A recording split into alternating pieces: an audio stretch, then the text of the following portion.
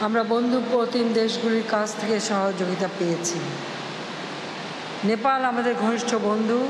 1971 সালে আমাদের মহান মুক্তিযুদ্ধে নেপালের কাছ থেকে আমরা অনেক সহযোগিতা পেয়েছি। নেপালের সরকার এবং জনগণের সহযোগিতা পেয়েছি, এমনকি আমাদের মহান মুক্তিযুদ্ধে নেপালের জনগণ আমাদেরকে মুক্তিযোদ্ধাদের অস্ত্র দিয়েও সাহায্য করেছিল। সে কথা আমরা সবসময় স্মরণ করি। যে সমস্ত দেশ আমাদের স্বাধীনতা, সার্বভৌম বাংলাদেশকে সর্বাগ্রে স্বীকৃতি দিয়েছিল, নেপাল তার অন্যতম।